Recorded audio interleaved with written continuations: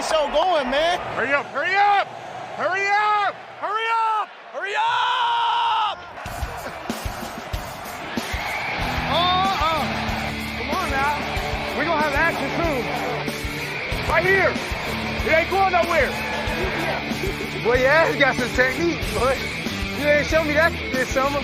Hey, wildcat. Ball at the 5, 3rd down and 2. That was bad. Let's go have some fun, bro. We ain't got to talk about too much. He wanted to play the ball. It's holding. Cliff. The Cliff. How is that not called? That ain't gonna call a damn thing. What is the delay for? He's standing right there. He's taking a card out. He's a piece of paper. It's that close? Dear Lord. Hello and welcome. We are the Aussie guys, AJ and G here for a special IDP Rookie Preview. I've got two very special guests I'm going to get on the line in just a second. Tom Kislingberry and Adam Sasikas, also known as Sticky Z, from the Read and React DLF podcast. This was a long one. You can see the full unedited one on YouTube, but just to kind of cut things back a little bit, I've done a quick intro and I'm going to take us in just before we sort of start doing some of the breakdown of the IDP rookies. So hope you enjoy this one, and we've got some more rookie content coming soon, but this is all IDP rookies. Enjoy. I know that you guys have got some pods coming up, haven't you? So you're going to you're going to go position by position. So this will be a little bit of a taste of what to expect, and people can dive over to Read and React, and then they can get the good oil. Yeah, if they make it through the accents in this one, they'll they can pick up a couple nuggets, and it should be good.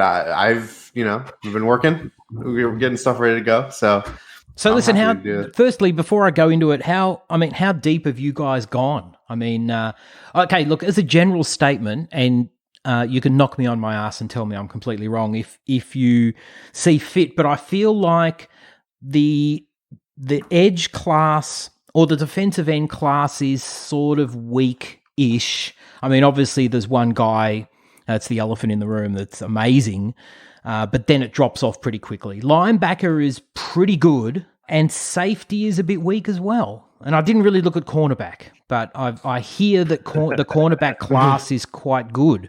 It is. I like the corners, but we're not going to talk about them. Frankly, I think the whole class is a little bit disappointing. I think there's some absolute studs in there, and there's a decent second tier of players I quite like, but for most positions, once it gets past the top 4 or 5, there's not guys I love there, and that's pretty unusual. Normally this time of year, I'm starting to get onto the 12th linebacker and thinking, yeah, he could play. He could be a 3-down linebacker somewhere, and I don't see a lot of that. Safety's really interesting because I see a lot of good or better deep safeties coming through. The NFL wants free safeties first, right? Everyone's looking for the Earl Thomas or the Kevin Byard, because those guys with range totally change defense. Some banger in the box that can lay the smack down like John Cyprien but not cover anybody. You can just get him anywhere because there's 100 colleges producing those guys. So you look at the draft class from last year at safety, with a lot of guys who can play in the slot and play in space. And I think it's the same this year. There's relatively few big tacklers, which from an IDP point of view, we're looking for, right? We want those Jonathan Abrams, because they're going to be playing in the box, smacking people. And there's not many of them. Right. Well, listen, let's start with, and I'm into my. We'll start at the top. Let's start with Chase Young, but if you're going to, and the thought occurred to me because when I did start watching my film, I did start with Chase Young, which is a bit of a mistake, I think, because if you start, it's like this guy that I used to work with. This is many, many years ago, and he used to have 12 teaspoons of sugar in his tea. Right. And then if you have 12 spoons of sugar in your tea, then everything else that you have is not sweet enough. You know what I'm saying? So if you watch Chase Young, you're seeing the best. You're seeing an absolute perfect specimen of a guy who can do absolutely everything and he's a complete monster. And then everyone else is going to look really average. Like you'll see the fault in almost every other player.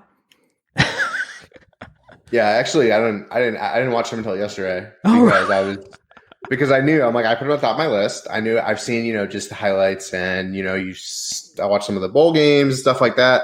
And he's just so dominant that I'm like, you know what, I know what he is, right? Like, I don't need to break him down. I'm not going to add anything to the conversation here. So I kind of leave the top guys. I barely watch Isaiah Simmons also. I'm sure we'll go to linebacker too, but yeah, I leave the top guys off because I'm like, I don't need to spend the time, the resources, the time to verify that he's very good. Yeah, the guy is. Why don't you guys just give us your 2 cents on Chase Young? I mean, he is an amazing specimen. His first step is incredible. His speed, his hands, his feet, he's explosive. The technique that this guy has, and it's interesting. He's got it all, and it's interesting that in this day and age, we talk about flattening the curve, and that whole thing about as a tackle, all you need to do is just delay that guy coming around that edge. You just swing him out, you just delay him, and then you've done your job, right? You've done your job. You don't have to hold the guy off. You only have to hold him off for 3 seconds, 3 seconds, brilliant.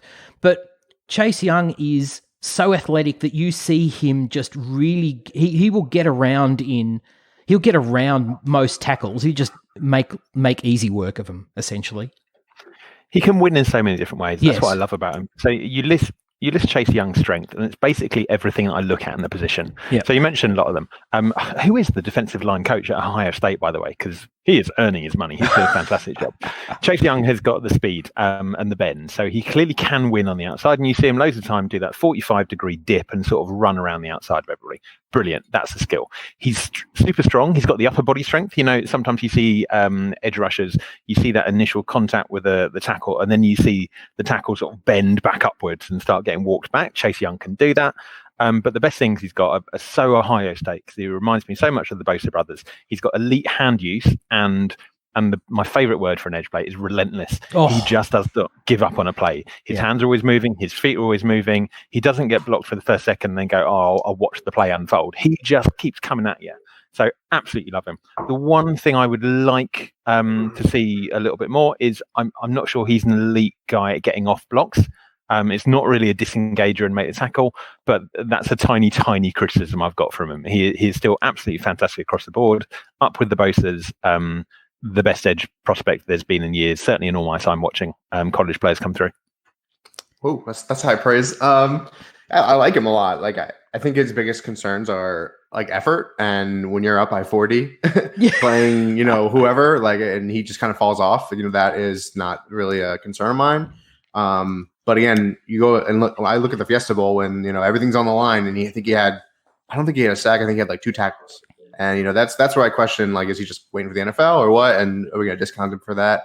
I think all the negatives I wrote down are probably related to he was just ready for the NFL. He probably needs some work in his pad level. I don't think he always gets square enough, doesn't push up enough, and I don't know if he always has a patch rush plan. I think sometimes he can get kind of locked out if his first thing doesn't work.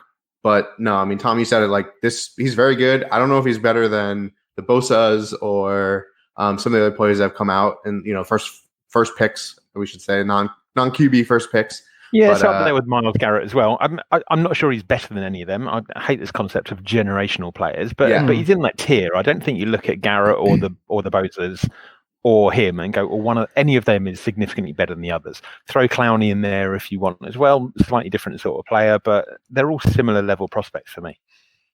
Yeah, I'm very excited to see him at the NFL level. I want to see like full on, Ohio State's basically playing with as close as you can get to an NFL line as you can in college. And it definitely helps a lot. He's super good. So very, very excited for Chase Young. And he's comfortably my number 1 IDP just because he'll likely be defensive end. I mean, outside linebacker he could do it, but it would be very, very interesting. And then, defense, that position is a little bit scarce. So he's going to go pretty high. I mean, Bosa was flirting with the late first round. So I don't see why Chase Young is really much different. I think this class is a little bit stronger in terms of the offensive guys. So you'll probably see him go, the last pick in the first round, early second round in most IDP leagues. And I think that's a really good spot for him. And, this class is you guys talked about it in the a little bit ago. It's not very deep. There's maybe 2 or 3 guys that I'm comfortable taking early-ish enough, and then for edge guys, there's nothing. There's late round flyers, I think, a lot. So if it's a position you need, it's a position that scores really well. Like, I'm very happy to take him at the end of the first or early second, depending on your leagues. Yeah, and this is the thing, which is, I mean, like at the moment we're just evaluating the talent, obviously, and landing spot's going to mean a lot, and especially with these guys, because it's so scheme dependent. I mean, with the linebackers too, it's so scheme dependent. And some of these guys have got real strengths and weaknesses, and you can see them landing in a scheme, and it's just going to be like the perfect fit, or vice versa. You're going to go, this is ridiculous. This doesn't work at all.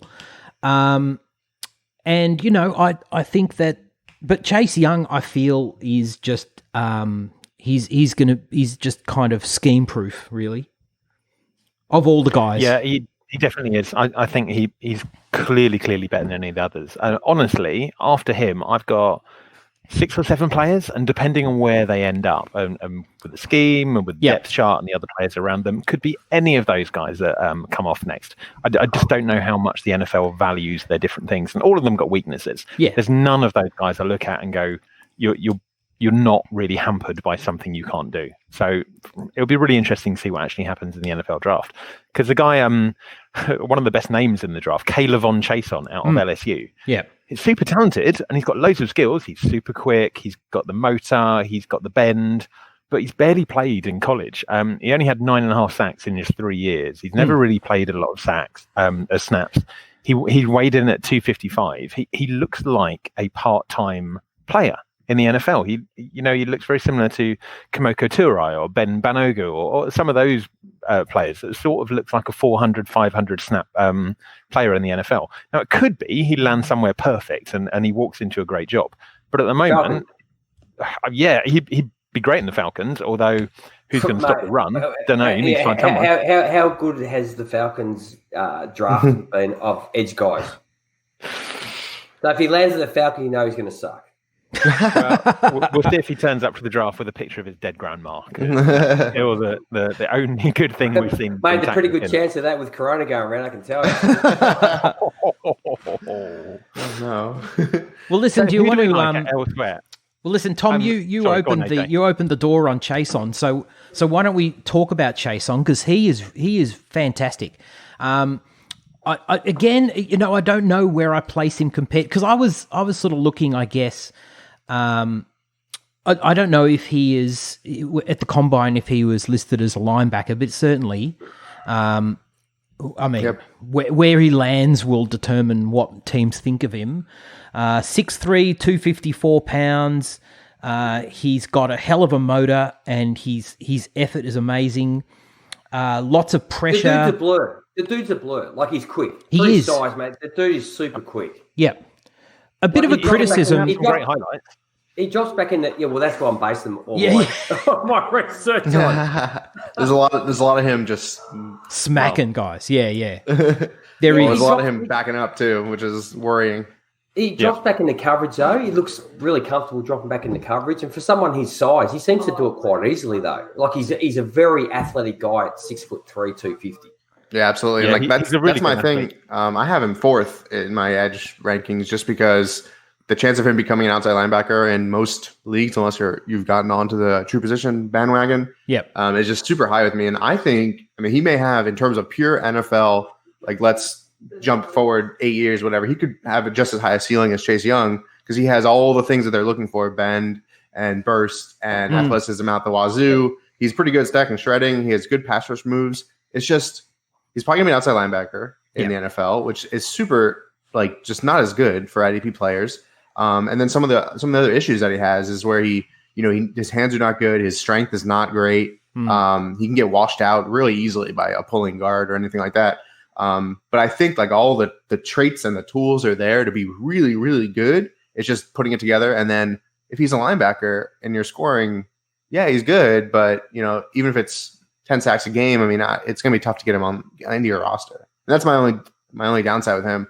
And because he's really good in coverage, he can actually flip his hips really well.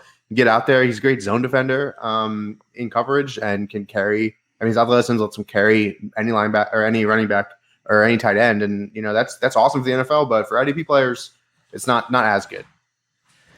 LSU might be. Are they a little bit skint? They don't have a lot of money. His jersey doesn't seem to fit all the way down. I don't know what. The poor chap. He's certainly got a bit of ego about him, hasn't he? He's definitely that sort of pass rush prima donna guy that you see, the designated pass rusher. I keep hearing the term, and those people that sort of only play in passing situation. We've talked about him dropping in space, and he can do it a bit, but I don't think it's a great fit for him. I don't think he's got the skills and the processing speed to really play in coverage in the NFL yet. Maybe he turns into that, but at the moment I see him looking like a little bit like Brian Burns, to be honest, who really is mostly only going to play on passing downs and in obvious rushing situations. You're not going to put him on the field. No, that's the thing. So like in ways, some of these guys are going to be much better actual NFL prospects and fantasy prospects. You can definitely see that. He's also super young, which is good because there's a lot more. I mean, he's not even 21 yet, which is crazy. So there's more body development, which I feel so weird talking about sometimes. But he can get bigger and stronger, and I don't think men stop growing until you're like 22 anyway. So he's still has a lot to gain, and it could be very good. Like, could be very good.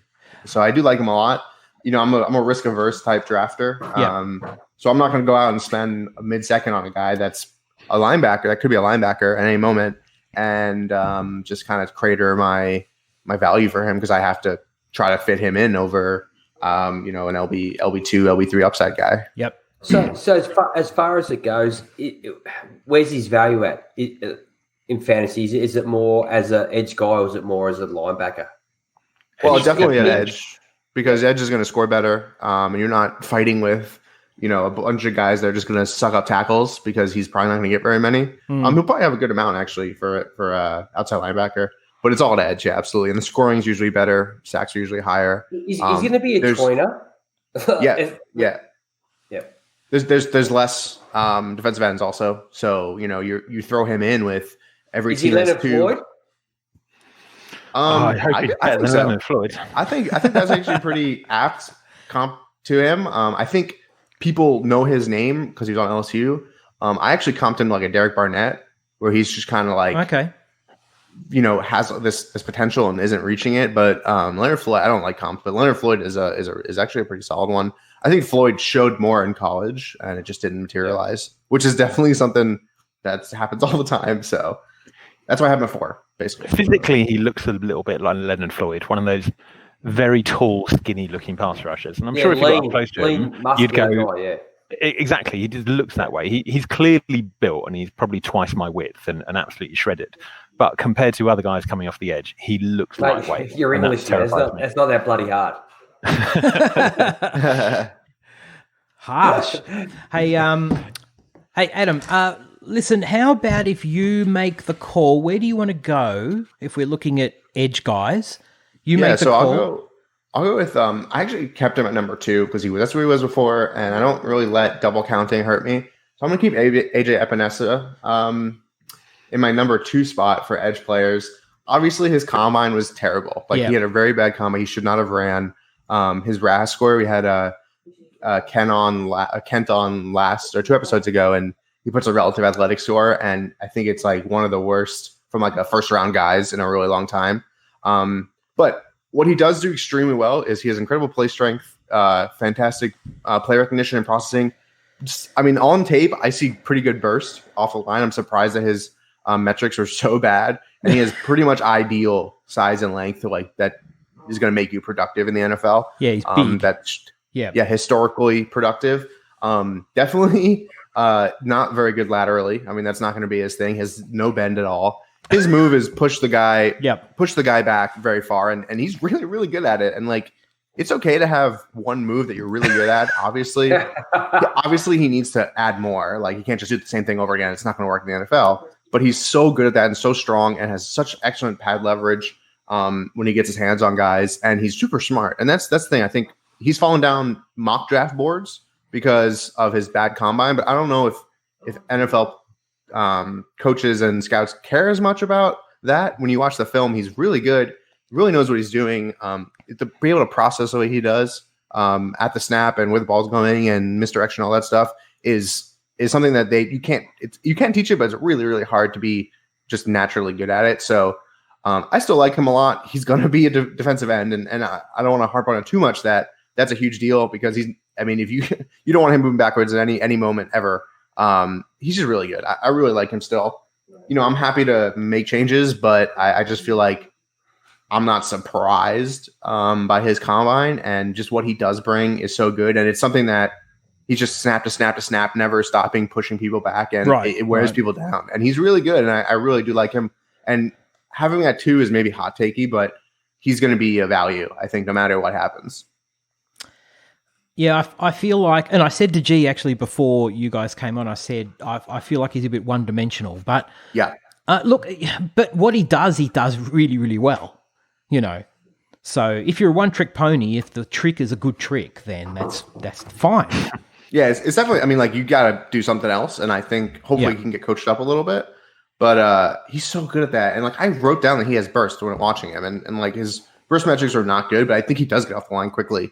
And he can get into people's face. I agree. I wrote down, mate, his speed for his size is quite impressive.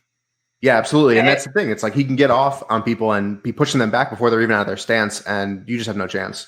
And we talk about, the NFL is so good, blah, blah, blah. But you got some offensive tackles that are starting out there that were third string guys, we're kind of are pushed into service that shouldn't be. The team's trying to save money. It's possible for him to be against similar level talent, and he can be very good. He's not going to win any double teams. He's not going to, just bend over anyone and get to the quarterback. And I don't know if he can fully chase down a rushing quarterback, but anyone who's in the pocket, he's going to be a problem for sure. And he's so smart. I'm not sure he can chase down Tom Brady. Maybe that'd be close. That'd be a good race, but now that he's improved his 40 times since he's 44 years old. But so he's so smart that it's you don't necessarily need all the athleticism in the world if you know where you need to be, and you can just get yourself there. So yeah, I still like him. I think he's fallen so hard after that combine. I wish he just didn't run. Chason didn't run, a bunch of guys didn't run, and it's you just should have. No one should ever really do the combine. Just let your tape speak for itself. Yeah, he has that. I was going to say he has that sort of when he plays that sheer will of power. Yes, just to get to the quarterback to do whatever he has to do, every play. Yeah, I don't know. I can't remember a player. At least I've only been fully grading defensive players for 5 years, but I can't think of anyone who's just so relentless and so strong that you can just it keeps working. It never stops. He just goes and goes and goes and goes. All game, he never lets up. It's actually kind of phenomenal to watch. What about Stephon Tuitt? That's what I wrote. Also, that's what I wrote. Yeah, I think he could easily end up that sort of interior player. So I think he's massively dependent on where he ends up. If he goes somewhere where you expect him to be out there, sort of winning one-on-one time after time, I really worry. If he goes to somewhere like Buffalo or Carolina or Seattle, where it's a much more structured role. And he can be set up a bit more to succeed in the game he plays, I'll feel much more confident about him. But he could easily end up as an interior player as well. I wouldn't be surprised if Arizona went for him. Probably not the Rams, given how much they've invested in their line. But there's a few other teams as well, and you could sort of see him getting swallowed up. Pittsburgh, we just talked about Stephon Tuitt, right? If Pittsburgh wanted to try and invest fairly heavily in their line, they've done that before, even though they've got good players there already, I wouldn't be that shocked. He's definitely got the size to play inside. Yeah, it could be a 3-4 end also, where you're kind of not fully inside an offensive tackle, but you're kind of more on guards and stuff like that. Yeah, absolutely. I sort of wrote down when I was looking at him, I thought that I didn't quite seem athletic enough actually for the edge. I thought that he might actually be much better inside. But he wasn't my number 2, but I won't tell you who my number 2 is yet. Tom, you guys are our guests, and I want you to kind of, you can call it. So where do you want to go? Where do you want to go next after Ebenezer? Let's talk about a guy I think you might have number 2. Someone who's got some real strengths but worries me as well. Julian Okwara out of Notre Dame. Really interesting play. We talked about tall, skinny guys, and he is that. I think he's 6'5", 6'6", something like that, and 250 pounds. So he is a long, skinny streak of piss, as we would say. Good player. He's really good speed rusher. He absolutely has got the edge, and he can go around tackles and get them flat-footed. But that's all he can do. I don't really see him doing anything else a lot. I think he's a bit of a designated pass rusher as well. And the player I wrote down, or kept thinking about when I was writing about him, was Marcus Golden, who has been really successful in the NFL. He was really good last year, or he piled up a lot of sacks, but he rushed the passer a lot. He had that year in Arizona where he had, 11 sacks, something like that. But he also disappears half the time as well. So Okwara has got that potential top-end production, but he also worries me. Is he your number 2? Do you have him as your number 2? I think I've got Ebenezer as my number 2. But honestly, Chase Young, and then let's name some players. Probably Caleb Von Chason, Julian Okwara, Ebenezer, maybe Curtis Weaver, maybe Darrell Taylor. I really like him. Maybe Yetur Gross-Matos. All of those guys are very, very close to me. Oh, Josh Uche. I love him, but he's too small. Yeah, it's interesting. Okwara is pretty small too. I mean, he's like 7th percentile weight. And like you can add weight like pretty easily. So that'll be interesting to see what NFL's training program does to him. But I like him too. I have him fairly high. I think I have him at 7, but my board's a little weird. I think this class, like you mentioned, it's not deep. There's so many guys who have like amazing potential, but need a lot of work. I think Chason falls into that. Terrell Lewis, Okwara, Uche, you mentioned Curtis Weaver. I think all these guys have a really high ceiling, but the floor is just absolutely nothing. And I think that's going to be interesting to see which one of these guys kind of step up. And Okwara is definitely in that group. I mean, he definitely needs some work and bend. His lightweight, he can get locked up easily. Again, play strength is a bit of a concern. Can't really shred blocks, but great length and height, good athleticism, pretty good hands, good balance, good play processing. So I do like him a lot. Unfortunately, he broke his leg last year, so we didn't really get to see much of 2019. But again, another player I think is in a worrisome state in terms of being an outside linebacker or not. Definitely. A lot of these guys we're talking about could easily turn into Noah Spence, right? I like the way you talked about them just disappearing and doing nothing. Leonard Floyd. 3 or 4 of them remind me of Leonard Floyd is another great example. One of these guys that looks absolutely fantastic, running around college tackles. And then after 3 years in the NFL, you go, well, the reason you're running around that guy that played for Southern Texas Methodist and never got drafted was because you were just way, way faster than him. Did that mean you were going to do it in the NFL? Absolutely not. We've seen a lot of that. Made me draft him. Well, listen, He actually sat on my bench the whole year too, for 2 years, pretty much. Except for bye weeks. You got to run. You got to run in my team on bye weeks. You got to use the IDP best ball for Leonard Floyd. Terrible. Yeah, he would have been really useful in week 1 of last year, and then not at all for the rest of the season. Well, listen, I can relate to what you're saying, Tom, about it being a bit of a mess behind Chase Young, and you could imagine all sorts of different preferences people have, and the draft will illuminate a lot of that. We'll see where people land. But my number 2 is Gross-Matos, which I think is possibly a big call. I don't know. Is it a big call? I have him at 3. You have him at 3. Okay, well. I love him.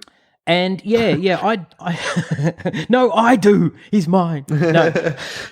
And I think the thing about him is I feel that his ceiling is a lot higher. Like he's definitely raw. He's definitely raw, and you do see a bit of inconsistency with him. 6'5", 266 pounds.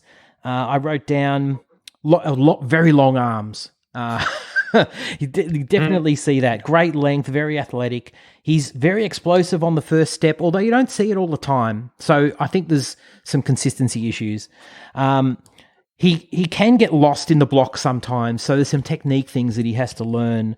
And he doesn't sort of have necessarily a lot of moves either, so I think there's some development. But I think you could sort of see the potential. It might be, I'm a big believer in Marcus Davenport, and I might have that sort of syndrome as well, where I kind of feel like Ebenezer is is someone you could plug in and use in a particular scheme and get a lot of effect out of him, a lot of production year one.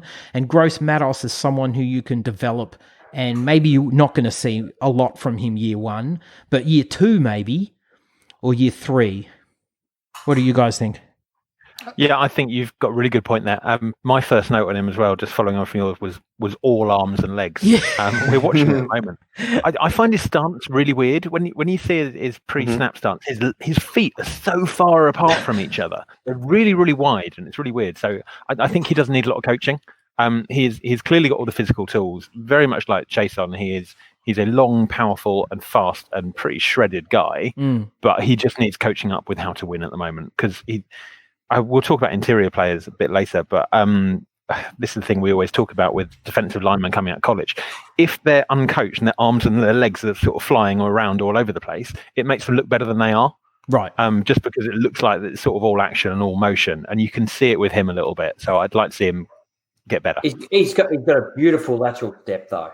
When you watch, it's probably the best out of all the guys that I've watched. Better than Chase Young. It's one step and power forward, and once he gets to work his hands into it better and gets coached up with using his hands, with that lateral step and use his hands, he's going to get around a lot of offensive linemen, and they're just going to turn around and go, "What the hell just happened?" Yeah, he definitely has a pretty good burst. The arms are 92nd percentile length, which is so good, and that's great. I mean, that really helps you stay clean, helps you break. If someone's trying to grab you on a pad level, you can swipe them and stuff, keep people at bay as you're, getting to the ball carrier, not necessarily pass rushing. I really do like him. I have him comped to Carlos Dunlap because I just see somebody who I thought he had a pretty high floor. I think he's someone who can kind of do it all, but does nothing amazing. Right. That's kind of what I saw from him. And that has a place for sure in the NFL. He definitely needs work. Yeah, his play processing can do better. He has obviously no bend. That's not his thing. And I think he did lack some strength. He could get, if you go right at him, he can kind of get washed out sometimes also. In terms of if you target him in your run game right to him, it can be tough. And he does take some snaps inside. I mean, even watching some of his highlights, there'll be someone lined up right next to him. So that's good versatility for the NFL. Again, I think he'll probably be a defensive end pretty much for a long time. And I do like him. I think, again, he does everything really well, nothing amazing. And I love those well-rounded players because they just constantly are going to be on the field. But that pretty much typifies the rest of this class, isn't it? It's do something well, nothing amazing. Once you get past Chase Young. But again, it could be the sugar factor. It's just the Chase Young thing is just he's really so fast. Good. Yeah. It's sort of there. It's I'm really, really fast. Yeah. And I look great when I play for Boise State. And we'll see if it translates for sure. Yeah, absolutely. Hey, where do you want to go? Do you want to go inside? Do you want to go to a Derek Brown, maybe? Cool. Yeah, we can do that. Let's talk about Derek Brown because we disagree on this. Sticky thinks he's the best player ever, and I like him a bit more than I did a week ago. But why don't you tell us why you think he's your dad? Well, I'll just say that I like this interior class. I think there's a good 5 guys that are pretty solid. I mean, obviously there's a bit of a top tier, and then it kind of falls off a little bit. But if you're looking for a interior defensive player, the first 5 or 6 guys are going to be winners for you, which is rare, I think. But yeah, Derek Brown.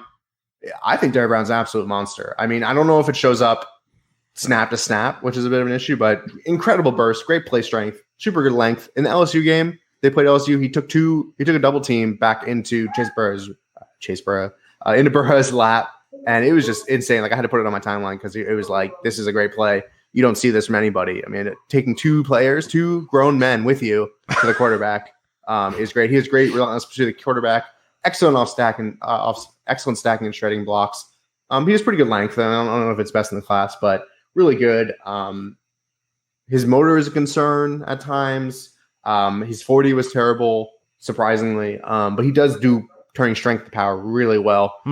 Speed to power. He does get out there, but he's not going to chase really anyone down. I just think off the snap, he's so good. Yeah. And it shows up on film. And again, I think it's Auburn wasn't great this year. He knows he's the best player on the field for most of it. I don't know if that's coming into it.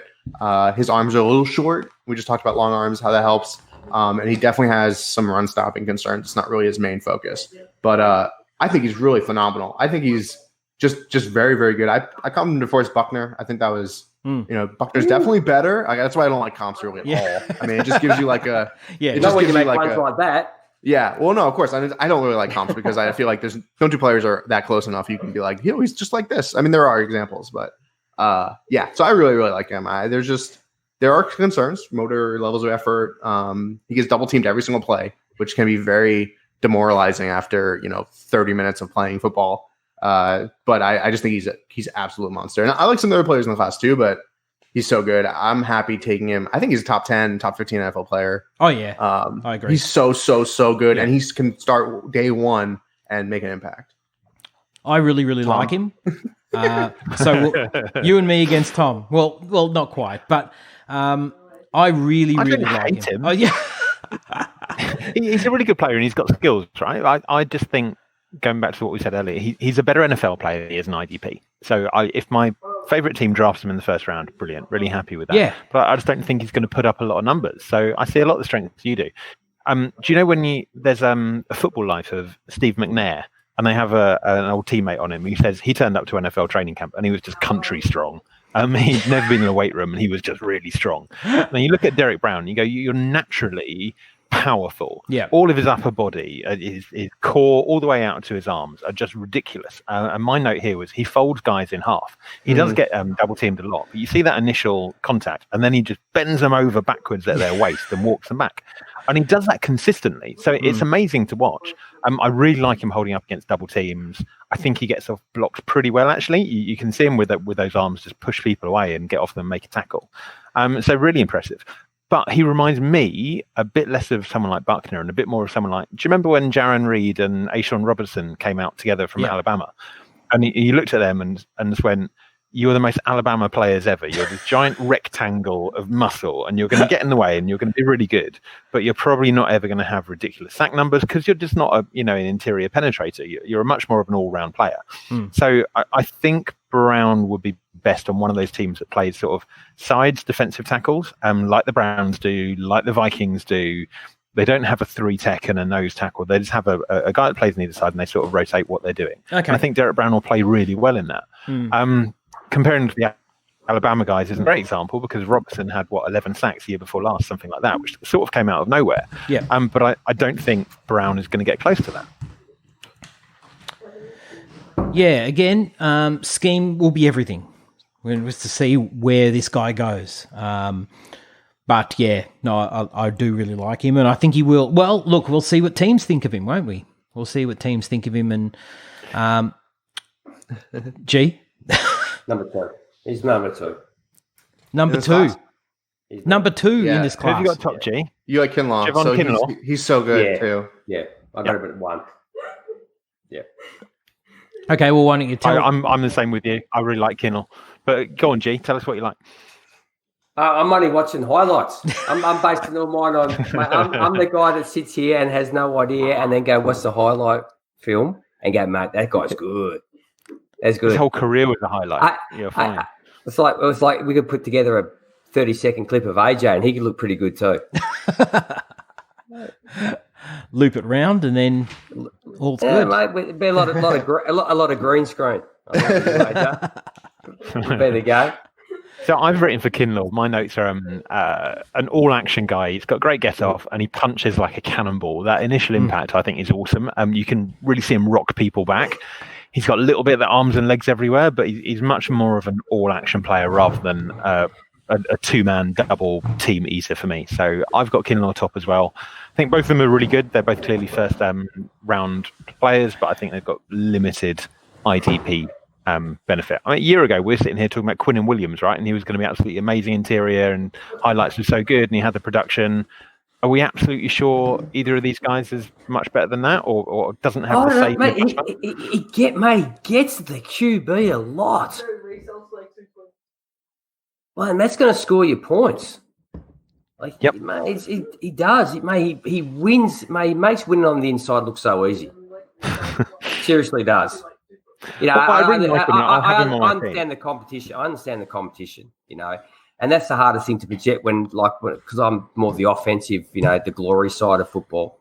And it's the hardest thing is to project whether or not these guys can win against like on the offensive side of the ball. I've always said if everybody's 20 pounds heavier, 2 or 3 steps quicker. Do you know what I mean? So that's the hardest thing. But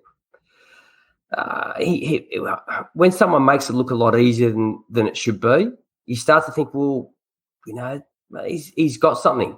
Like I remember when Buckner, not Buckner came out, the brothers, Bosa, when who was the first one? Nick. When Nick came out, Joey. I thought, man, Joey Bosa. Sorry, Joey Bosa. Yeah, at the Chargers. I thought, man, can he get any better?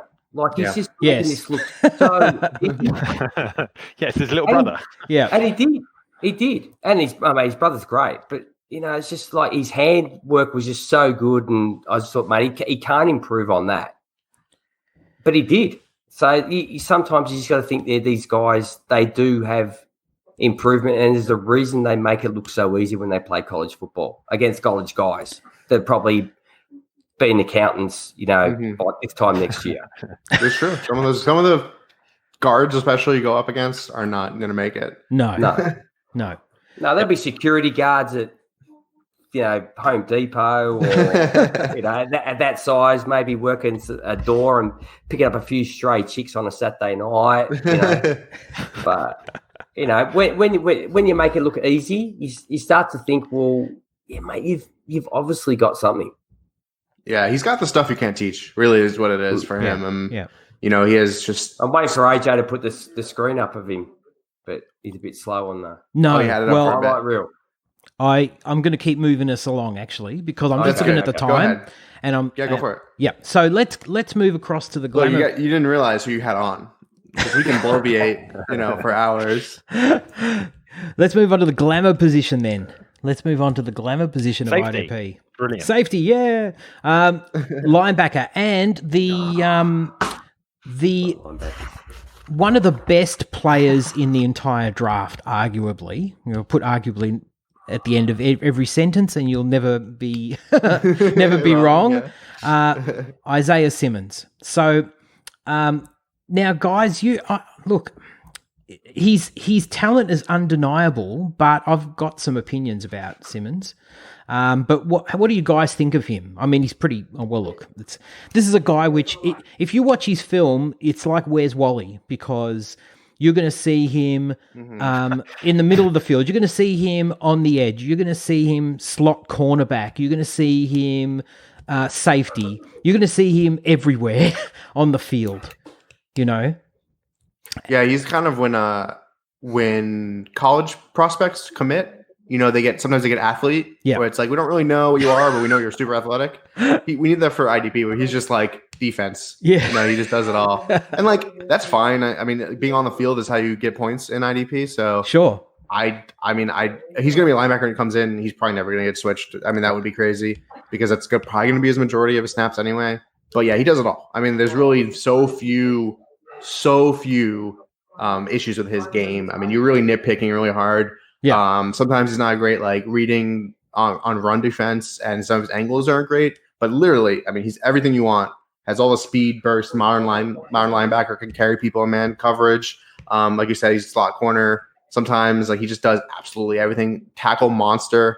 I'm blanking on his name.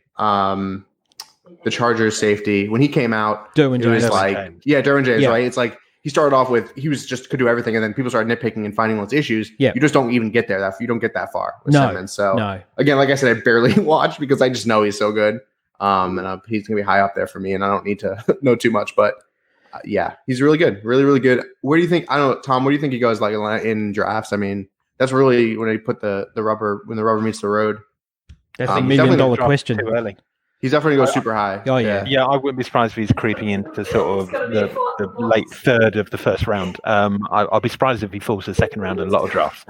And that's probably it's not fair, but I can see what is happening because he's the best linebacker in the class. He just is. Yeah. He's almost certainly going to go in the top 10 picks, and he's going to long shot. somewhere brilliant. We might have an argument on our hands. I don't know by a long shot I don't know by a long shot either. Because I tell you what, I sort of feel a little bit like. But I was just going to go back to what Tom was saying. Like, I'll just for an example, in a startup league that we did, I went, and AJ knows because I won it in the first season. And you better remind him. Yeah, just letting him know. Every week, every week. But I went linebacker heavy, and I went linebacker early. And there's something about people that think they go on good linebackers will score you a ton in IDP, like tackle machines. And pretty much the 5 guys that I started in the final week of the 4 guys basically won it for me. And I think they're brilliant when they work out, but they can move around so much. So if you look at last year, the whole off season was like, these are my top guys: CJ Mosley, Bobby Wagner, Dion Jones, and Luke Kuechly, and whoever else. And then CJ Mosley got hurt. Fine, let's not talk about him. Dion Jones was healthy the whole year. He just wasn't very good. He just didn't put together those tackles because the variance is so high with linebackers. So I like Simmons. I think he's really good, but he's a linebacker, and I think it's a replaceable position. So why? Why? You could bring up any other linebacker. Why? I love me some Dion Jones, so I'm with you. Dion Jones is a really good player, but last year, from an IDP perspective, he wasn't terrible. Productive. Yeah, he was less productive than Devondre Campbell, who the team let walk. So it was just a bad year, and that doesn't mean he's a bad player. It doesn't mean we hate him. He could easily be a top 5 linebacker again this year. It just happens. It happens to all linebackers at some point. Maybe not Bobby Wagner. He's probably the example. But it can happen to Simmons. So the thing that's going to get Simmons overdrafted is people look at him and go, so flexible, he's so fast, he can play all over the field. And he will do a little bit, but that doesn't make him more productive on a per-snap basis. It probably makes him less productive. So the player that I think he's most similar to is Jamie Collins, who has spent his career as a linebacker who's rushed the passer quite a lot and played in the slot quite a lot. And actually it makes him less effective because it's not efficient from a racking up tackle point of view to be lining up on the edge or in the slot. So it's great for us as fans to watch Isaiah Simmons do that. But actually from a tackle point of view, I'd like him to be starting at middle linebacker every single snap, please. Mm-hmm. Yeah. I mean, and that's the thing where you have by having Dion Jones, having Luke Kuechly, where you're leading everything. You're telling everyone where to go, what to do, and you're like, I'm going to take this thing that you can't do, and I'm going to do it really well. And the ball's not going to come near me, and that's a win. So it's like, that doesn't always get you tackles in IDP. It just doesn't translate. And I think that we're going to see some of that with him. And I say far ahead. I mean, he's definitely in a tier by himself, which I think is pretty undeniable. I'd be surprised if anyone was up there with him. Well, I think we're going to disagree on that. So, Greg and AJ, you guys like someone else, and it must be Patrick Queen or Kenneth Murray, right? One of those two? It is. It's one of those, Before we move to that, though, how are you talking about like inside linebackers are the guys that you want? Zach Bourne? Very nice. He's that sort of guy that you're talking about right now, isn't he, Tom? Well, I really like Zach Bourne as a prospect, but he played so much on the edge. That he's in my edge list. He's a conversion. I'm not sure where to put him. I think it reminds me a little bit of Hassan Reddick. He was basically an undersized edge player in college, has all the athleticism and the smarts and the ability to translate to inside linebacker. It might happen. It might not. I just don't know at the moment. So I'm really excited to see what happens to him in the draft, but I'm also a little bit worried. I really like Zach Bourne. He's great. He's great, explosive, powerful. His field coverage he's not a Simmons or he's not a Murray. He doesn't cover the field like they do. He doesn't have the sideline to sideline speed. It just wasn't his job, right? He wasn't asked to do that. So he's probably 2 years away from being able to do that as an every down starting NFL linebacker. But he's got the potential. He's got the tenacity. I love watching him. So my number 2, which I thought was pretty close, I think maybe AJ's the same, is Kenneth Murray. Like I watched both of the guys, and I struggled to see the difference, to be honest. Like they even looked the same size wise. Yeah, they do. I've got Queen ahead of Murray slightly, but I really like both of them. So let's talk about Murray first. I really like Murray because he's big and he's strong and he's powerful. I think he's a really good downhill runner. When you see him coming up and getting in blocks or getting outside and coming up on the running back, he hits people and they stay down. And I really like that. Yeah. What worries me is even though he's got the speed, I don't think he's a good coverage player at the moment. I think it's just because he hasn't had to learn that, and it's not really what they were asking for. And he certainly can make plays in coverage, but it's not what he's best at the moment. And the thing that most differentiates a linebacker in the NFL for me is how good are they at playing in space, in particularly in zone coverage, because that's so much of what makes a defense tick these days. And if you can do that, then you're going to be on the field every time. If you can't do that, or you've got to learn to get there to NFL level, you're going to be slightly dinged for me. And Patrick Queen, I thought was slightly better at that. Isaiah Simmons can obviously play in coverage. He can play safety. No problem there. I think Patrick McQueen is a bit closer to a modern linebacker. He's a bit more of that Telvin Smith guy that can sort of understand zone scheme a little better. Kenneth Murray might get there, but I think he's a little bit further behind his development. What about Jeremy Chin then? Yeah, Chin's fascinating, but he's going to... I definitely see him as more of a safety than a linebacker. I can see where you're coming from. I actually wrote that there. I actually wrote, is he a safety? But the dude's got a... Mate, he catches the ball like a wide receiver. Yeah. He reminds me a bit of Terrell Edmonds, who hasn't had a very good NFL career so much, but I saw a lot of his college tape there when he really was that hybrid. And normally when people talk about hybrid linebacker safeties, you're either talking about a lightweight linebacker or a safety who gets in the box a little bit more. But Chin, I definitely really think is a little bit of both in the same way that Edmonds was. Yeah. I just saw him as like when you watch, we can only see the footage that we can watch. And mate, he comes from nowhere. So either he's really damn quick or he's very good at reading where the ball's going.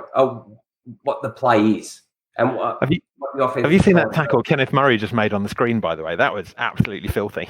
Yeah, and he didn't grab him. He grabbed him by the top of the shirt. He didn't grab him by the. It wasn't at first. I think they thought it was like a face mask tackle. But mate, it's just he grabbed him by the shirt and pulled him down. Fair tackle, but that must have hurt. And that's why Murray's great, because he really wraps people up. And super good when you've been tackled by Kenneth Murray, you're in no doubt as to the fact it's happened. This is where I have a little bit of a, well, it's not, issue is not really the right word. But, okay, so any team, right, so there'd be 32 teams who'd love to have Simmons on their defense. Then there's no doubt, right? There's no doubt of that. But in ways, I kind of feel like if you were in need of a middle linebacker, if you're in need of a Mike, then Murray. Go get Murray, and then you're going to get that, right? Whereas Simmons feels a little bit like you're kind of wasting him. If you're just going to use him at Mike, then you're kind of wasting his talents, really, in a sort of very limited role. I think that's really good. Like, and if you want a Simmons, go get Patrick Queen instead. I feel like that's sort of how that kind of fits in, right? Because he can do more of the athletic-y type stuff that Murray isn't going to do, and Murray's super good downhill, and I have him second, so I do really like him. It's hard for me not to just love the two down thumpers, but I mean, obviously he can do more than that.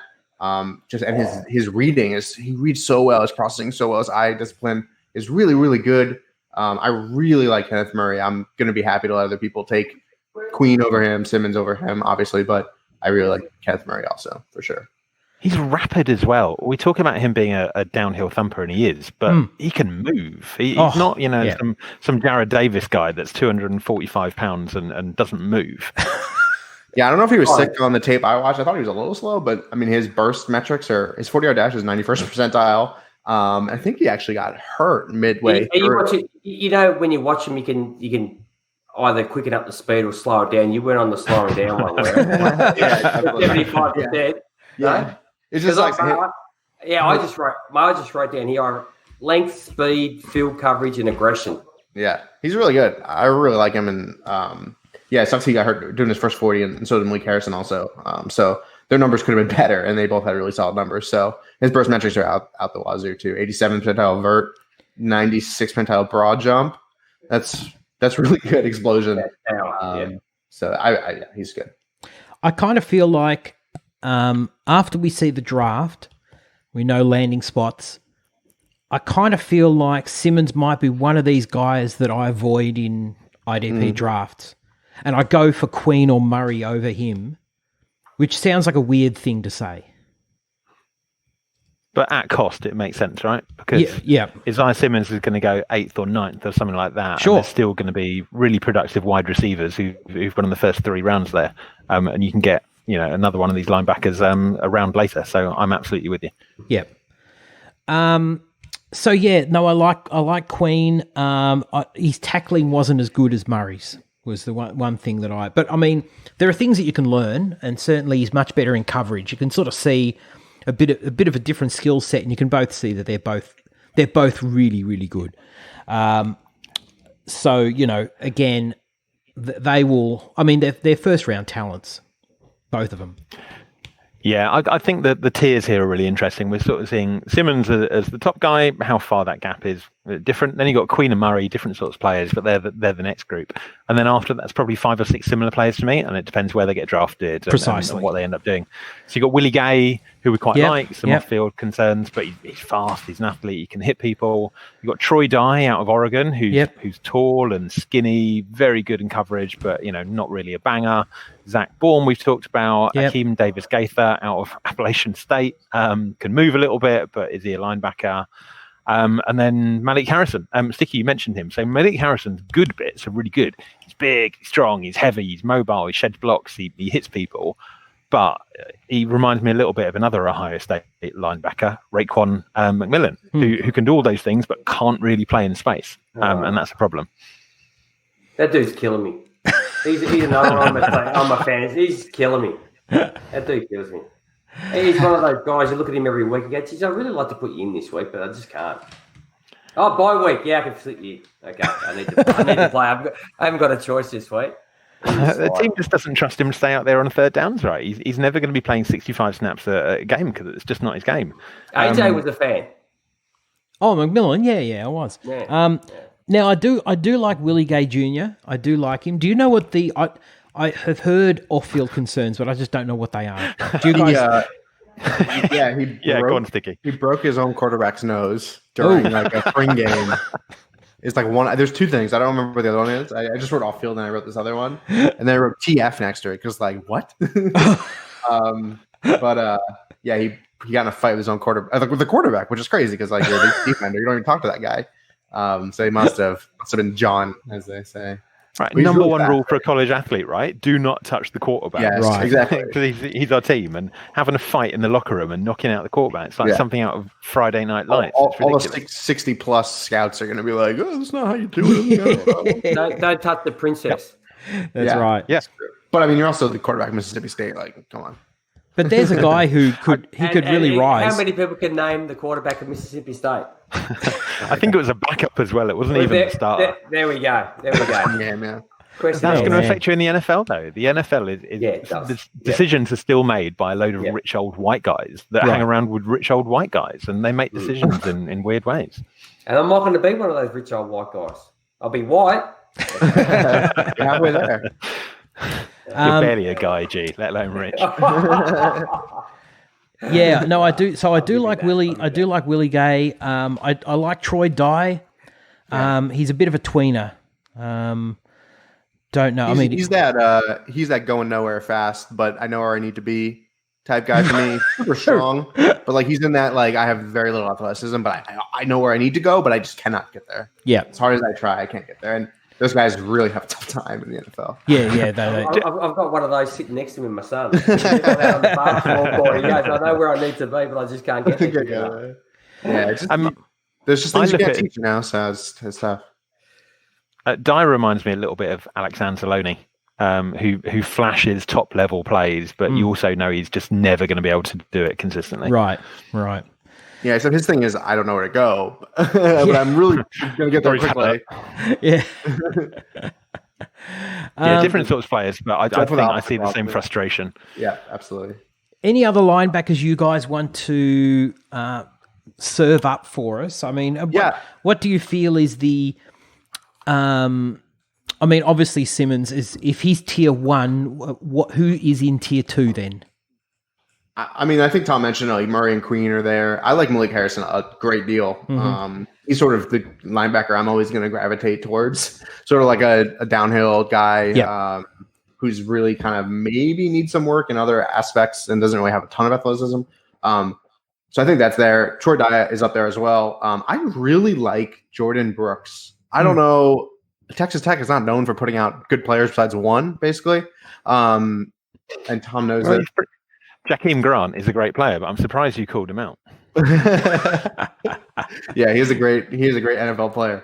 But no, Jordan Brooks, super good. A great tackle, good eyes, good coverage, can flip his hips and get out there quickly.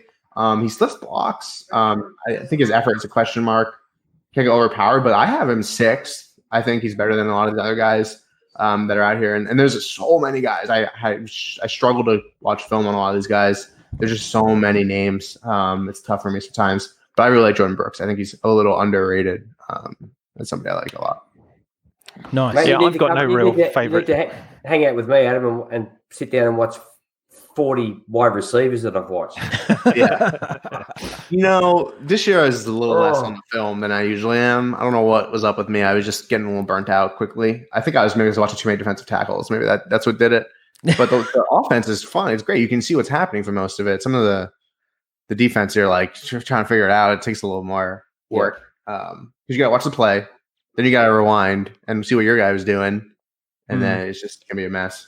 I must admit, I put it on like the 50%, which is really annoying. Listen to you got to turn down the sound, but it's a really good way to watch everything that's going on. Yeah, it takes a long time to watch, a game, but you do get a lot more. To be honest, instead of just clicking it back and rewind and whatnot.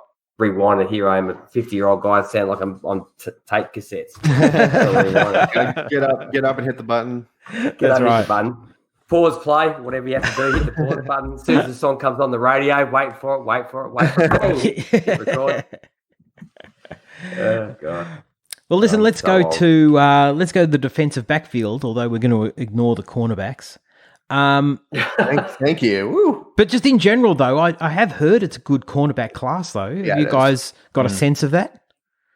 Yeah, some real classy players. Jeff Okudah is a top-level prospect. He's going to be fantastic. And then I think you've probably got another 4 or 5 guys who are borderline first-round prospects for me. Christian Fulton out of LSU, Trevon Diggs out of Bama, CJ Henderson from Florida, and then Jalen Johnson out of Utah, Cameron Dantzler out of Mississippi State, even Jeff Gladney, people like that. Down to Noah Igbonegeni, don't know how to say his name, out of Auburn. All of those guys are top 60 picks for me. Nice. Yeah, this is a really good class. Tristan Fulton's super good. Very good. LSU is such a good defense. Yeah, he's good. Well, listen, let's go to safety. So, who's the... I do have to ask because I don't think it's necessarily cut and dry, but who's the top safety on your board, guys? I mean, it's definitely tough. Yeah, you can go first, Tom. I'll go first because it depends and it matters more than any other position in terms of landing spot because schemes are so different with safety. But I'm going Xavier McKinney out of Alabama. I really like him. In my notes, I've sort of written down all-round Harrison Smith type player. He can play against the run. He can play against space. He can rush the passer a little bit. I love that sort of safety when you've really got to work out where he is on the field and what he's doing at any given snap. Derwin James is obviously the very high end of that, same as Harrison Smith. But anytime you can get close to that skill set, it gets me really excited. So he's my top guy. As an IDP, I'm not totally sure he's going to be amazing. I don't think he's ever going to be like a top 8 option, but top 20, yeah, sure, no problem. Yeah, I'm definitely going to agree. I resisted moving Delpit down to 2 at least for me because he's like sort of Isaiah Simmons light. I mean, he really does do it all, and his biggest issue is tackling, which is like so weird because like that's your only job, and it's like he does everything else really well. So I did move him down. I think McKinney's just better all around. He's a lot smarter of a player, though Delpit's no dummy out there. And he has all the awards and stuff. So I really do like Delpit. I think he's going to tumble a little bit, and I think he can be good. But it's the thing again where it's like he can be, a free safety for his whole career. It definitely could happen to him. Same thing with McKinney. So that's definitely a concern. But if you want a playmaker, I do like Delpit, but I'll probably go with McKinney over him. Yeah, I'm with you there. It's definitely. I did challenge myself with Delpit. I mean, obviously, really, really like him, but he's not at the top. But I do struggle with it. I feel like Delpit is number one in my heart, perhaps. Mm-hmm. But with my head, I'm going to go with someone else and put Winfield there, who I really like. But look, that could change tomorrow. Like, it really is kind of like that. You just kind of watch the next person you watch. You're just like, I kind of see some things in that guy. But Antoine Winfield, I just love the speed and his aggression, and he's just got such a motor, so physical. But again, there might be a bit of a personal preference. It's just kind of the style of strong safety that I really like to see. I agree with you on Winfield. He's a lot of fun. And I don't know about you. I spent a lot of time watching Winfield, really trying hard not to write. He plays like his dad, and he's got really good instincts and understands the game well. All those obvious cliches. But I ended up writing down most of them because I think they come through. Right. He does look like his dad. He's a fantastic tackler. He's got the big hit in him as well, but he wraps people up really well. And I think he's very decisive. He identifies concepts very quickly, and he rarely makes a wrong step, and he goes to where he needs to be on that play. And the narrative tells me that he learned that from his dad because he came up around the game and yada, yada, yada. And I'm probably just making that up. Maybe it's something I'm seeing that's not real. But you can see him doing those things on tape. I think he's a really good player. Yeah, look, it'll be interesting. I mean, I believe that Delpit had a very poor combine. Is that right, guys? Do you know? It certainly wasn't brilliant. I'm not sure it was terrible. I think Delpit's going to drop a bit. I think the giraffe community and us people at home on Twitter like him more than NFL teams are going to be. Right. Because his top end plays are brilliant, but he's a safety and you've got to be safe when you're a safety. And I don't think he's safe. I think he's a gambler and I think he makes mistakes. Yeah, he didn't run, so we don't have the workout stuff. So I think he worries me. The player that I see sort of similar to Grant Delpit I like more is Ashton Davis out of Cal, because he's really good. He's a high hurdler, right? And he is a top class athlete. His range is absolutely brilliant. He's very aggressive. He hits people. He clearly loves the game. You can see him telling his teammates where to go. I'd rather have him than Delpit. Wow. Okay. Well, those are pretty much the four guys that I've got at the top, right? Is Delpit, Winfield, Davis, and McKinney. So, Yeah, there's a couple of other interesting players as well. I just want to rapidly see if you guys have got opinions. So, Kayvon Wallace, who is basically a slot guy out of Clemson. So you look at him and think he could be the next Honey Badger or Buda Baker, someone like that. He could also end up being Natrell Jameson. So, let's see what happens. But after that, there's a couple of really interesting guys who are sort of second or third tier, but could be brilliant IDPs. So Jeremy Chin, G already brought up, out of Southern Illinois. He could be a banger. So keep an eye on him. There's Kyle Duggar out of Lenoir Rhine, a Division 3 school, super small school. But check out his athleticism. His combine was awesome, and you can see it on tape. He's, when you're watching some running back sort of running free, and there's no one within 30 yards, and then some massive guy comes out and knocks him out of bounds. That's Kyle Duggar's tape. And the other guy is Brandon Jones out of Texas, who I think is a stone cold strong safety in the NFL. And he's okay. He's not brilliant. He's certainly not John Abram levels, but he could easily be a strong safety. He could turn into a Taylor Rapp or something like that. Right. Nice. Yeah, like those are good names. Jeremy Chin, I think, is another guy like we talked about. Is probably going to be a strong safety. That's sort of his game. The Kyle Duggar you definitely mentioned, and then I like Antone Brooks. He's like probably a bit of a project. I guess I got to pick one or two a year. But he's one of those like I'm just going to run downhill and hit people, and and then he also can play as an overhang or sort of like a box guy. So yeah, I like him too. He's super far down though. Nice. I must confess I haven't looked at him, so I will have to. Good research, Jay. What's that? Good research. I reckon I've watched more wide receivers than you've watched defensive players. Oh, yeah. Well, you see, I haven't watched that guy either, so I'm in the same boat as you, mate.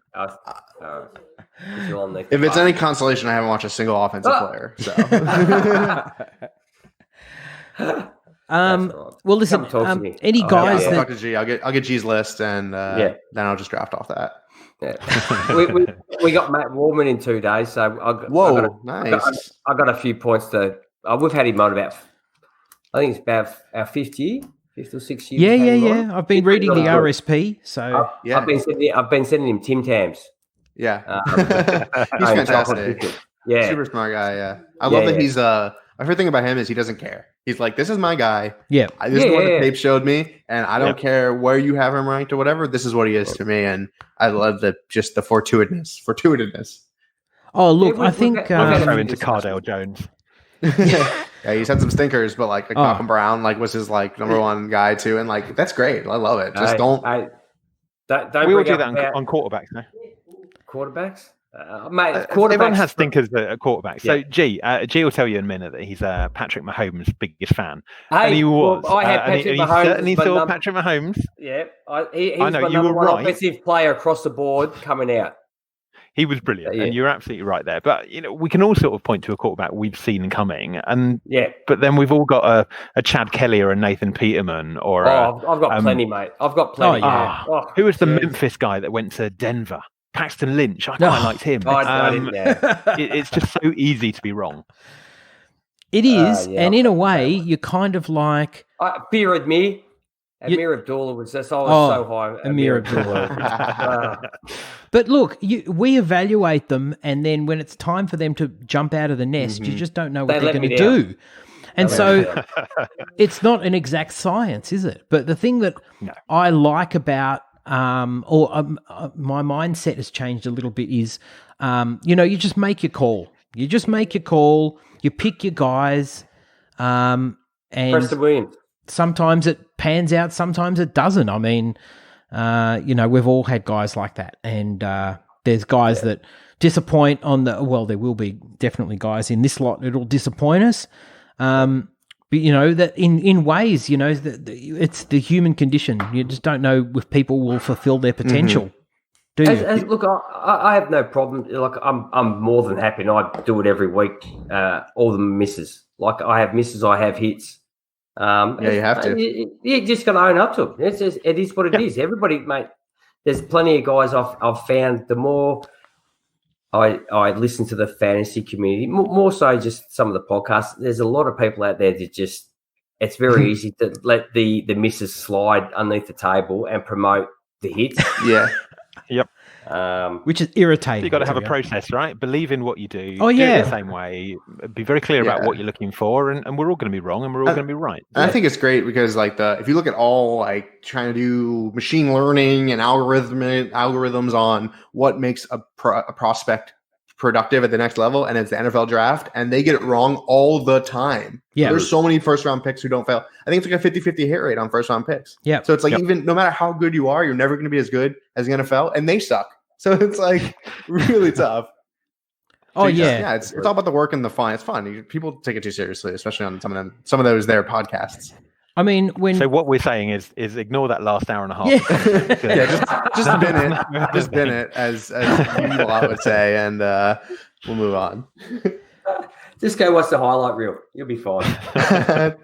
Although I have to say, and I don't know if this is just my imagination, and I don't think it is, but scouting departments with all of their massive amount of resources they have at hand, like personnel wise and resources and money and time, and then come NFL draft, some of the decisions they make versus some of the calls that just us as fans will make, like, man, you should have picked this player, not knowing anything, and then you look back, or you look back at a draft. Often the sorts of decisions we would have made would have been. It almost just highlights the fact that it is kind of a roll of the dice. Mm-hmm. Look, it is to a point. There's always teams that are going to be caned for overlooking someone who becomes a great player. Yeah, but you got to remember that. But teams the teams aren't looking maybe for that particular position. And that's what I think people lose sight of. Oh, mate, you could have had, but we didn't at the stage we were putting together a team. Yeah. We didn't need that position. Right. That's not what we were looking at. We needed to round out somewhere else. And that's why we went and picked that guy. It didn't work out. We could have had X, Y, Z, but that's not what we were looking at the time. Yeah. If you go on, there's always been that a bit of the consensus. You pick the best player available. Well, if you pick the best player available, you might find you've got 15 freaking wide receivers. I think it's the 2015 draft when all those wide receivers went that turned into nothing. Devontae Parkers and all those guys. You look back and you're like, oh, they could have had, this other guy who was so good. Like, why didn't it's like, no, they were looking for a wide receiver. Like, they don't want an offensive guard, so. Right. Yeah. You can't go backwards. It really just, I don't like, it's fun to look at because you just laugh, at who was taken where and whatnot. But, you really can't go back. Now, guys, you have just. I can't believe people overlook Patrick Mahomes. So. Now, you listen to the Aussie guys. We'll let you know. You've just had a couple of your last two episodes were free agency based, were fantastic, and you've got your rookie series coming up, I believe. Is that right? Yeah, we're negotiating people at the moment. We've got a couple of people we're trying to sort out getting on. Obviously, everyone's sort of keeping funny hours at the moment, so it's slightly weird. But basically, by the time we get to the draft in 4 weeks' time, something like that, we'll sort of have tried to cover off everybody. So we'll obviously talk very similar stuff that we've talked about with you today, but we'll just try and go in a bit more detail about some of the other players and some of the deeper tiers and get down sort of 8th, 9th, 10th guys instead of top 5. But yeah, if you like talking about defensive players and you want to be ready for that linebacker who comes out of nowhere, Sticky talking about hits was massively on Darius Leonard a couple of years ago. Good call. He was banging the drum for him, so it's pretty good. Drew Tranquil, we talked about a lot last year. Some nice players. So if you want to try and get an early look at some of those guys, check it out. Yeah, I mean, sure, I like Darius Leonard, but I also like Joe Giles Harris. So, so Well, that's like the guy that called out Preston Williams last year as his number 2 wide receiver in the class. Yeah, you realise I can actually just remove you from the stream like that. I got to bring that up every show. That was harsh. Yes, yeah. Well, someone's going to be around your house tonight.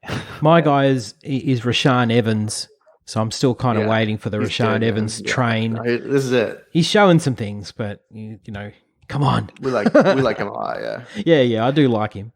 He's a great fun player to watch. Talking about impact run defenders, I love Rashaan Evans against the run because he's very similar to Clowney. He's a penetrating run defender. He doesn't stand there waiting for a tackle in the gap. He gets in the backfield and makes it happen, and that's super fun to watch. Absolutely. So Adam had Darius Leonard. That's great call. Great call. Tom, come promote yourself, mate. Who have you had that's come out of nowhere that no one else was on and you grabbed him?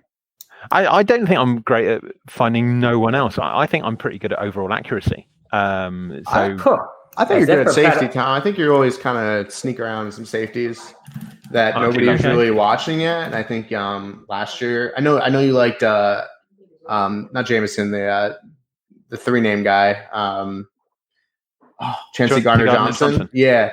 But I think you had some calls on like Taylor Rapp and Natalie that were really good. Okay, Darnell Savage too. That was the one I think that we argued about.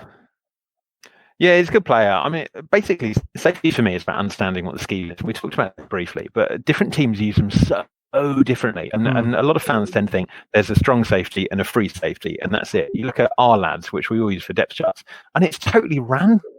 They've basically got no idea how different sort of safety is. And it's so easy because certain coaches use safeties in a certain way. You know they're going to be playing in the box and wrapping up tackles. As long as you identify when that won't happen, then you're going to be good. So we talked about Abram, right? John Abram came out of college and he was clearly a in-the-box, downfield hitter. That's his game, and he needs to be playing that strong safety. And then he's gone to Oakland, where Paul Goethe is a very, very committed to deep safety guy. Yeah, doesn't play a specific strong safety and a deep safety. So I'm worried about Abram being able to do what he should be doing. Sure. Yeah. I mean, nickel's the new normal, really. I feel. Definitely. So, you quite often see... You know who the nickelback in Oakland is?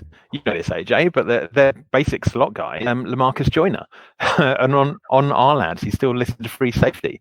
That was since 2 years ago, and that was in a different city and a different team. So bizarre. Yeah, absolutely. That's why I was really sad to see Adrian Phillips leave the Chargers. But, it would be interesting to see what he does in New England. He could actually be really, really good. Yeah, I'm really interested in his fit because New England and Miami and Detroit, for obvious reasons, are so interesting with how they use their linebackers. And we tend to think, a linebacker is a linebacker is a linebacker, and that's just not true at all with those teams. So really can't wait to see what they do with Phillips. Is he going to play in the box? Is he going to play sort of big slot? Is he going to be a safety that comes down a little bit and sort of take over from Patrick Chung? I've got no idea at the moment. No. I don't think anyone does. We'll have to see what happens. But yeah, the possibilities I think are exciting.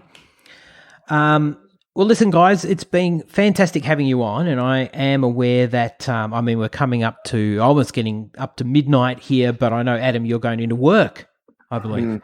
That's correct. Yeah. So 9 a.m. hard stop. Sounds good. But so you're still allowed to go to work in Miami at the moment, Florida. Are you in Miami or Florida? No, I'm in like West Palm Beach, which is like an hour and a half north of Miami. Okay. So yeah, I don't actually get to Miami too often. I'm working from home. We're all in like a shelter in place or whatever. So you're in sort of work at home if you can work at home at the moment? Yes, absolutely. Okay. I do IT. I type on the computer, so I can work from Zanzibar and be fine. Yeah. Nerd. Some of us are still risking going outside and catching it and going to work. That's okay. Just wash your hands, don't touch your face. That's right. Respect, mate. Yeah. Well, listen. Pure alcohol over. Mate. Yeah, that's Thursday. I heard if you drink enough, you don't care anymore that you have it or not. Well, in case you didn't get the message, so late, guys. No, thanks for coming on. Yeah, thank you, Tom and Adam from the Read and React DLF podcast. And if you're not listening to those guys already, you should be, because they drop the IDP knowledge. And certainly in terms of taking from this conversation now, you've got half a dozen at each of the positions. You can go and get more of those deeper sleepers. I'm sure these guys will be going through, you'll be doing your cornerbacks, you'll be doing a safety show, a linebacker show, an edge show, and the big boys in the middle. If you're doing a show on those guys. So I look forward to those. I look forward to those myself. And I'm sure everybody would be tuning into those. So thank you very much, gents. Yeah, thanks so much for having us, getting us on. Bridging the digital divide to have us all on at the same time is pretty great. It certainly is. And a little bit of fun with putting the clips up. So that was just a bit of an experiment on my part. I haven't done that before. So. Oh, that was awesome. I love that. Yeah, that was quite nice. And you didn't do the traditional analyst where you pause it, talk for 5 minutes, hit play for about 2 seconds, pause, talk for 5 minutes, hit play. There's I think it's Justin Reed, if you can find him on Twitter. He's so great at his little cut-up videos. Oh, yeah. They're fast. They're just boom, boom, boom, boom, boom. He doesn't even talk. He just writes on the screen. It's fantastic. So nice. That's what I like. All right, write that down. We're just waiting for the lawyers to call us now from these guys that said why you use our content. Okay, sorry. We're not making any money out of it. No, exactly. Well, listen, gents, thank you so much. Tom will let you enjoy the rest of your Friday, and Adam, your Friday's only just beginning. But thank you very much, guys. It's an honour having you on. Thank you. Great to speak to you. Nice to meet you, Adam. Yeah, same here. Thanks, guys. Yeah, excellent. Take them out. Okay, G. So that was a cracking show. Those guys well done, mate. Well done. They bring the knowledge, and they do. They're good. As I said, the sort of content they're going to have dropping in their pod is amazing. Like very, very deep. Like you and your wide receivers, they will go deep. Yeah. So everybody, hope you're keeping safe. Keep safe. Keep healthy. Thank you, everybody, for tuning in, and we will catch you next time. Well, in a couple of days, hopefully, with Matt. Yes. So, yeah. Thanks, everybody. All right. See ya.